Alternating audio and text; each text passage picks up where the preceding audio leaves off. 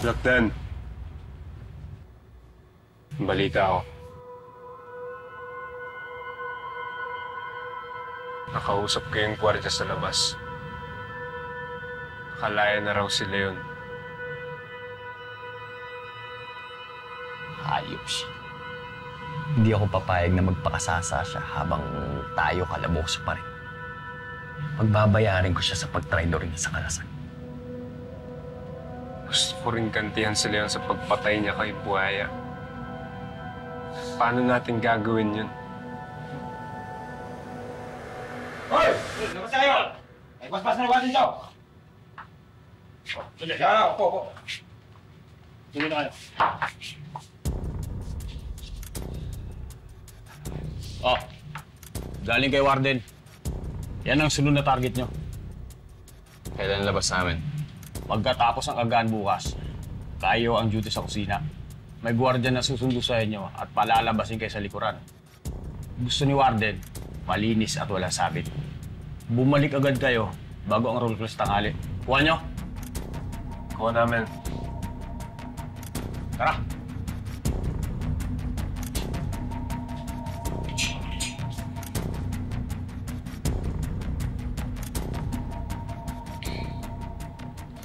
Sakto yung timing ni Warden. Pagkatapos natin iligpit yung target, pwede natin isunod yung plano natin kay Leo. Kaya lang may problema tayo, Lakdan. Hindi natin alam kung saan hahanapin sila yun. Sino naman nagsabing si Leo nang itutumba natin? Hindi muna natin itutumba si Leo. Gusto kong patagalin muna yung paghihirap niya. Gusto kong masaktan siya ng todo. At magagawa lang natin yun pag pinatay natin ang pinaka-importante sa kanya, si Bangus. Puso muna natin to.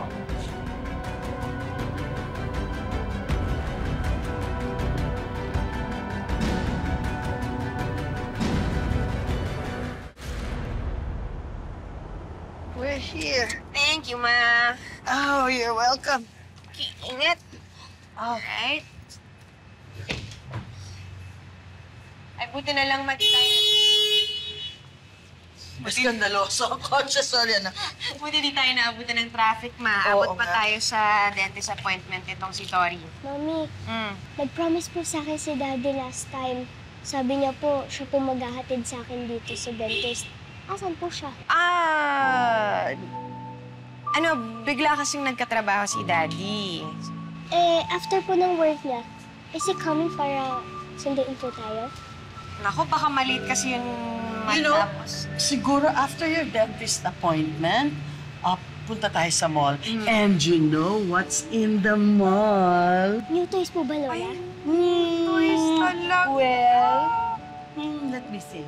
Pero siguro kailangan ni Lola ng maraming hugs, maraming kisses. Yeah. Dapat tinuluyan na natin sila kanina nung nasa bahay pa sila, Lakdan.